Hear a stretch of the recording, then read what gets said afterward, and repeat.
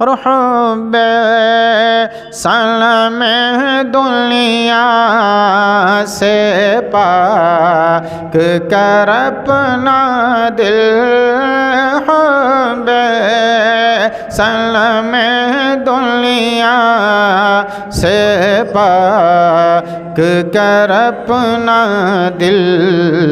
अल्लाह के घर को भी जालिम किया बुतखाना, अल्लाह के घर को भी। दुरूद शरीफ पढ़ लें। अल्लाहुम्मा सल्ली अला सय्यिदना मौलाना मुहम्मद बारिक वसल्लिम सल्लु अलैहि सलातो वस्सलाम अलैका या रसूल अल्लाह या नबी अल्लाह या हबीब अल्लाह। आयत आप हज़रात की समातों के हवाले मैंने की। वल्लज़ी जाअ बिस्सिद्क़ि वसद्दक़ बिही उलाइका हुमुल मुत्तक़ून। और वो जो सच लेकर तशरीफ़ लाए और वो जिन्होंने उसकी तस्दीक़ की, यही डर वाले हैं, यही डर वाले हैं। 24वें पारे की आयत करीमा है। इस आयत करीमा में 3 चीज़ें बयान की गई। एक सच, एक सच को लाने वाला और एक सच की तस्दीक करने वाला। तो मुफस्सिरीन ने फरमाया, कई तौजीहात इसकी की हैं और तफसीरें बयान की। किसी ने, बाज़ हज़रात ने कहा है कि सच से मुराद अल्लाह ताला की वहदानियत है और उसकी तस्दीक करने वाले मोहम्मद सल्लल्लाहु ताला अलैहि वसल्लम हैं। और बाज़ हज़रात ने ये कहा कि सच से मुराद कुरान है और लाने वाला कुरान जिब्रील हैं और उसकी तस्दीक करने वाले मोहम्मद सल्लल्लाहु अलैहि वसल्लम। और बाज़ हज़रात ने और भी कहा है, लेकिन हज़रत अली रज़ी अल्लाह ताला अन्हु ने फरमाया कि सच से मुराद कि जो सच लाया गया वो क्या है, कुरान और मोहम्मद सल्लल्लाहु अलैहि वसल्लम हैं और उसकी तस्दीक करने वाले अबू बकर सिद्दीक़ रज़ी अल्लाह ताला अन्हु। खुसूसन चूँकि सिद्क़ व तस्दीक का बयान इस आयत करीमा में है और हज़रत अबू बकर रज़ी अल्लाह ताला अन्हु का लक़ब सिद्दीक़ भी है और अतीक़ भी है। और आज जो लोग सोशल मीडिया से जुड़े हुए हैं वो सभी जानते हैं, चूँकि आज 22 जमादुल आखिरा है, यही दिन सैयदना अबू बकर सिद्दीक़ रज़ी अल्लाह ताला अन्हु के उर्स का दिन है, यानी विसाल का दिन है। तो बहुत से औलिया किराम के आरास वगैरह बड़ी धूमधाम से मनाए जाते हैं, लेकिन हमारे अहले सुन्नत को नहीं पता है कि आज भी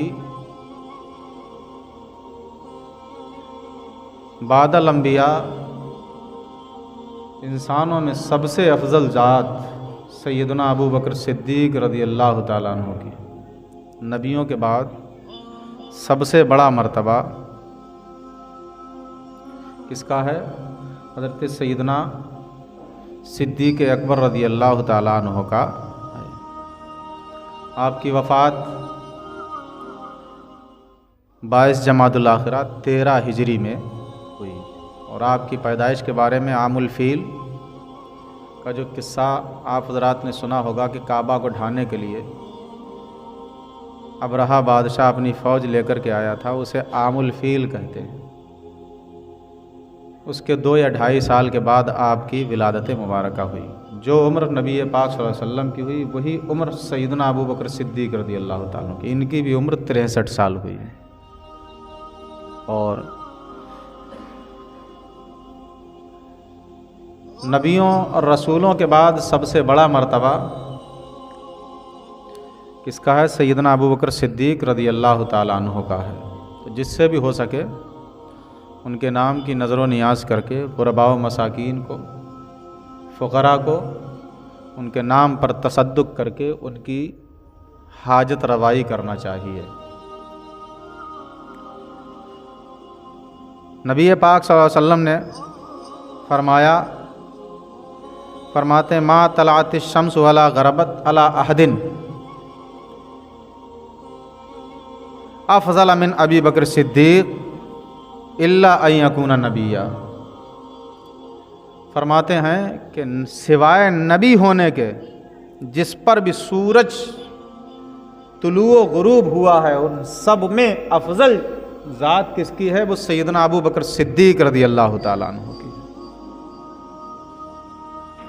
और आपका ईमान इतना कामिल था, सैयदना अबू बकर सिद्दीक़ रज़ी अल्लाह ताला अन्हु के बारे में हज़रत उमर रज़ी अल्लाह ताला अन्हु फरमाते हैं कि अगर सारे जहान के लोगों के ईमान एक पल्ले में रख दिए जाएं और अबू बकर सिद्दीक़ का ईमान एक पल्ले में रख दिया जाए तो अबू बकर सिद्दीक़ का ईमान सबके ईमान पर भारी पड़ जाएगा।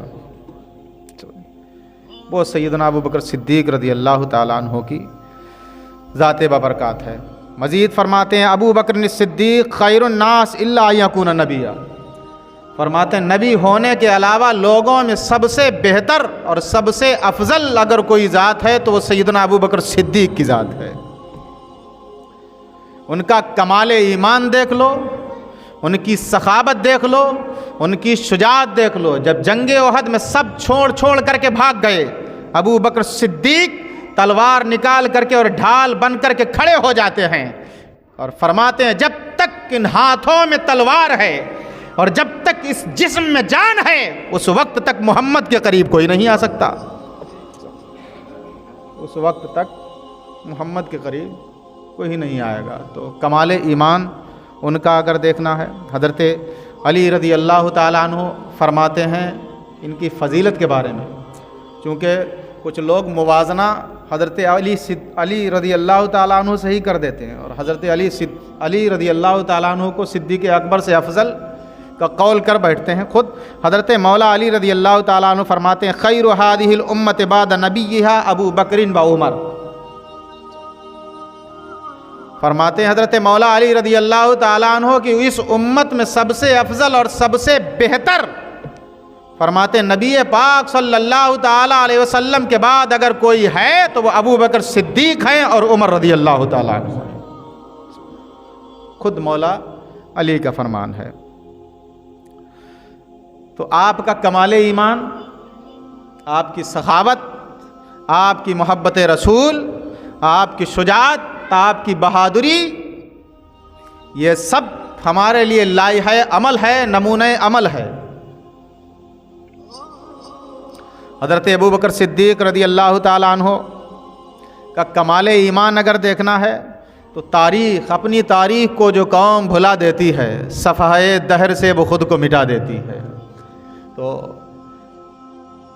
रोना तो इसी बात का है कि हमें अपनी तारीख़ ही पता नहीं है। हमें अपनी, चूँकि तालीम से हमें वाबस्तगी नहीं है, हमारे पास मुशायरों के लिए लाखों जमा हो जाएंगे। किसी गरीब से गरीब बच्चे के पास आज देख लीजिए जिसके घर में शायद झोपड़ी पड़ी हो लेकिन 10,000 15,000 का मोबाइल उसके पास भी होगा।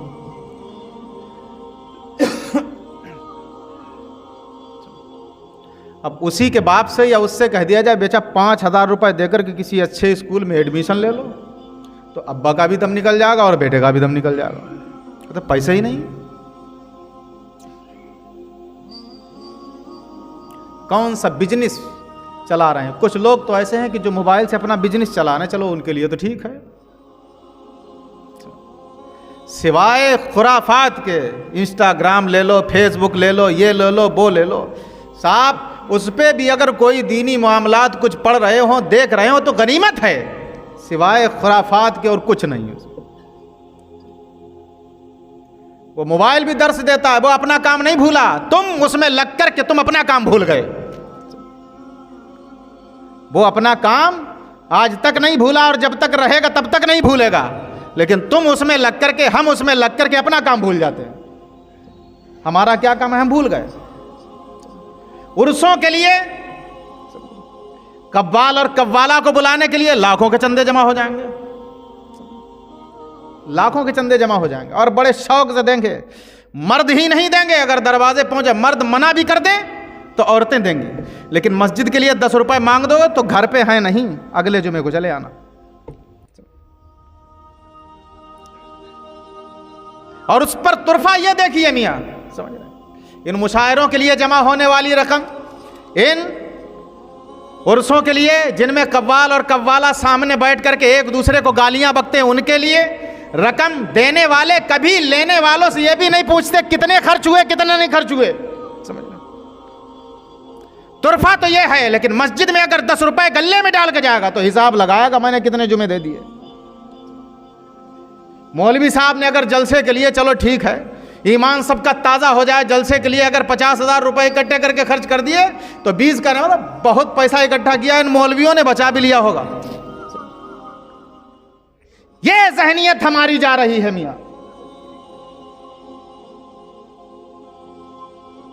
तालीम पर खर्च करने के लिए हमारे पास नहीं है, स्कूल कॉलेज बनाने के लिए हमारे पास नहीं है, लेकिन क्या है, मुशायरों के लिए है। 1-1 लाख में 1-1 शायर आता है और वो अपने भड़कीले अशार सुना करके वाह वाह वाह वाह वाह वाह, तेरी वाह कि मेरी वाह कर करके, और उसके बाद वो पैसा ऐसी की तैसी में चला जाता है। न समाज की कोई फलाह बहबूद है उससे, ना ही अपनी मिल्लत का कोई फ़ायदा है, और ना ही अपने वतन का कोई फ़ायदा उससे हो तो वो बता दे कि ये फ़ायदा हो गया, कि वतन का फ़ायदा हो गया, समाज का फ़ायदा हो गया, मिल्लत का फ़ायदा हो गया। कुछ नहीं, सब खाक में चला गया। चंद लोगों का जहन्नम भरने के अलावा कुछ नहीं हासिल हुआ।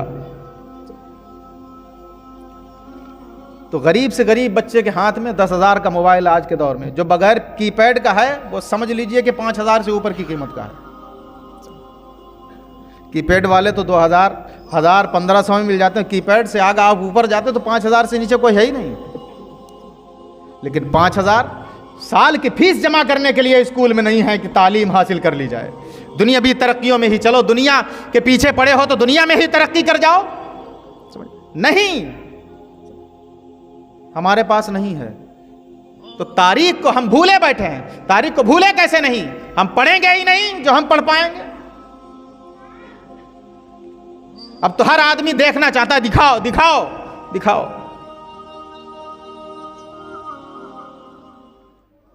पढ़ो मियाँ पढ़ो, पढ़ने वालों के ही रुतबे बुलंद होते हैं। खुद कुरान में अल्लाह फरमाता है, यरफ़इल्लाहु अल्लज़ीना आमनू मिनकुम वल्लज़ीना ऊतुल इल्म दरजात।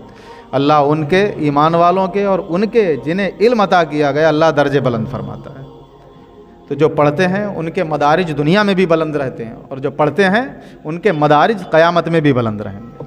तो हम अपनी तारीख को भुला बैठे हैं। सुलह हुदैबिया के मौके पर जब कुफ़ार मक्का से शराइत तय हुए थे, चूँकि उस साल नबी पाक सल्लल्लाहु अलैहि वसल्लम को कुफ़ार मक्का ने हज नहीं करने दिया। उस वक्त अबू बकर सिद्दीक़ का कमाल ईमान। तो उन शराइत में एक शर्त ये भी थी उस वक्त कि मक्का से जो भी मुसलमान या काफिर मदीने जाएगा वो तुमको वापस करना पड़ेगा, और मदीने से कोई मक्के में आ जाएगा तो हम उसे वापस नहीं करेंगे। शराइत तय ही हो रहे थे। ये भी शराइत सरकार ने कबूल कर लिया, मान लिया, ठीक है, ये भी शर्त कबूल है।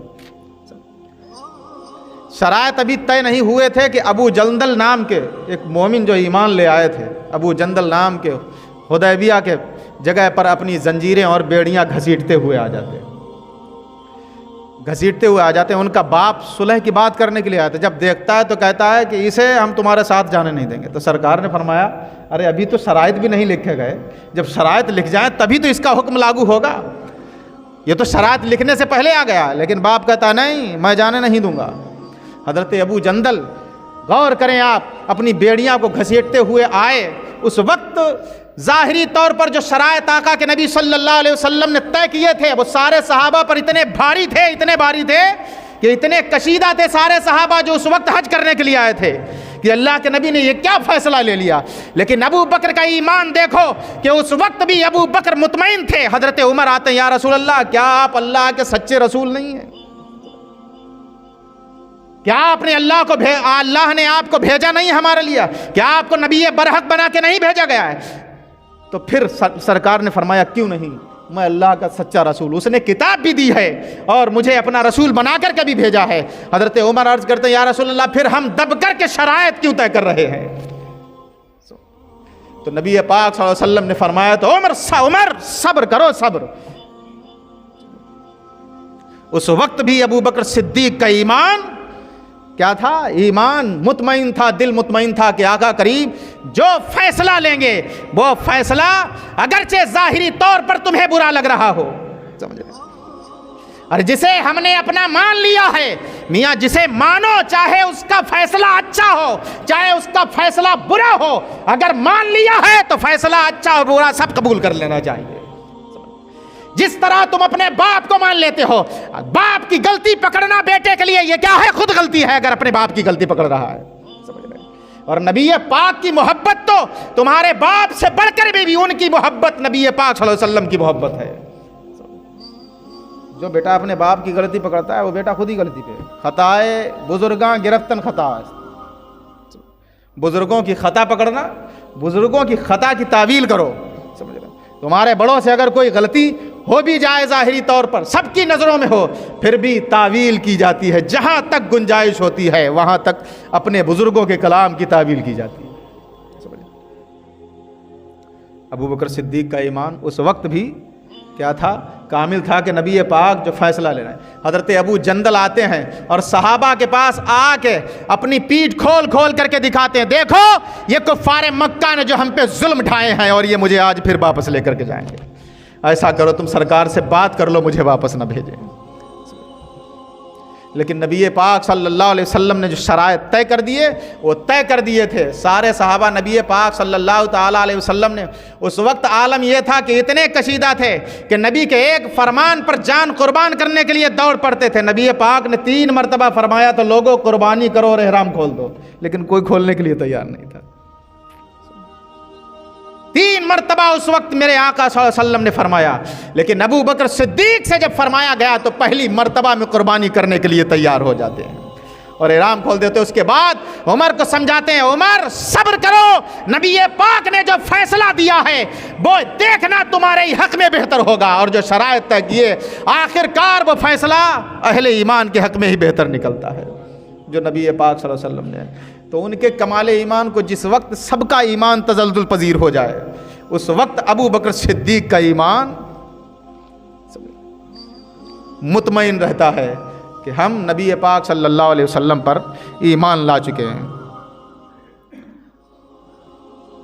ईमान की बात जंग बदर या गालिबन जंग ओहद के मौके पर, आप जंग बदर की ही बात है।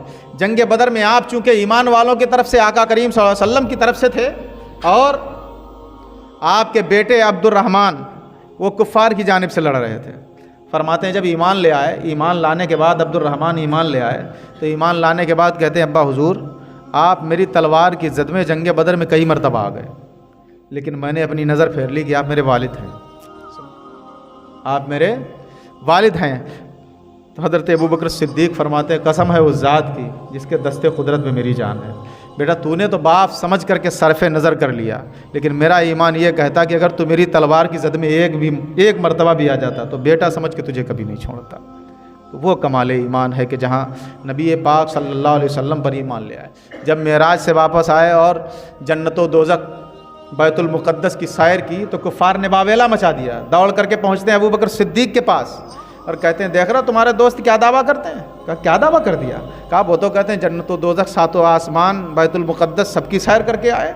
तो हज़रत सैयदना अबू बकर सिद्दीक रज़ियल्लाहु ताला अन्हु ने फरमाया अगर मोहम्मद इस चीज़ का दावा कर रहे हैं, अगर इससे ज़्यादा और कोई अजीब व गरीब अगर दावा कर दिया होता तो मैं ये कहता कि मैं ईमान लाता हूँ जो आपने फरमाया।